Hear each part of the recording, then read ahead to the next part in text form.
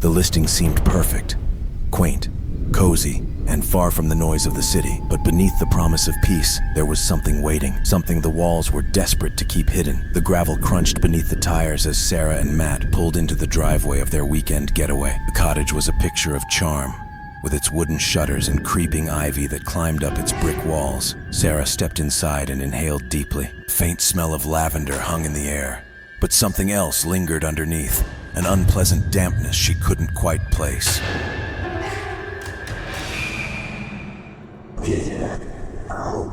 Matt followed, his gaze flicking nervously around. The ceilings felt a little too low, the corners of the house dimmer than they should be. "Feels older than it looks in the pictures," he muttered.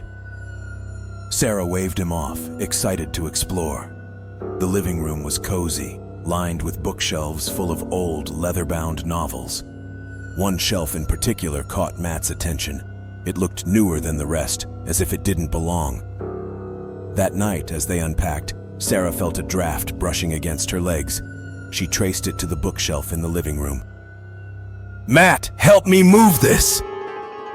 With some effort, they pushed the shelf aside, revealing a small, warped door. It was no taller than 4 feet and looked ancient, with rusted hinges and scratches running along its edges. Inside was a tiny, suffocating room. The walls were covered in peeling floral wallpaper, and an old mattress lay on the floor. A wooden box sat in the corner. Curiosity got the better of Sarah. She opened the box and froze. It was filled with photographs.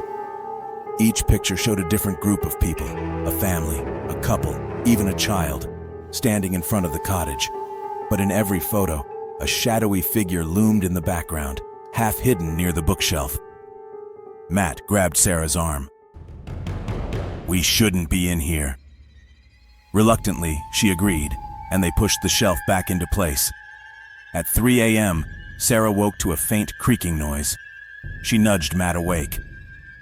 "Did you hear that?" He groaned, mumbling something about old houses, but the noise grew louder. It sounded like footsteps, slow, deliberate, and coming from the living room. They crept out of the bedroom. The bookshelf was ajar, and the hidden door hung open. Inside, the mattress had been dragged to the center of the room. Before they could move, the front door rattled violently, as though someone, or something, was trying to get in. Matt grabbed a chair to block the door. As he turned to Sarah, a voice whispered behind him, "Don't turn around." Panicked, they bolted to the car, but the tires had been slashed. Desperate, they sprinted down the gravel road toward the town. As they reached the main road, Sarah glanced back and screamed. Standing in the driveway was the shadowy figure from the photographs. Its empty eyes gleamed as it raised a hand, beckoning them back. Some places have secrets that should stay buried. Sarah and Matt never returned, but the next guests, they found the hidden door wide open and the mattress waiting.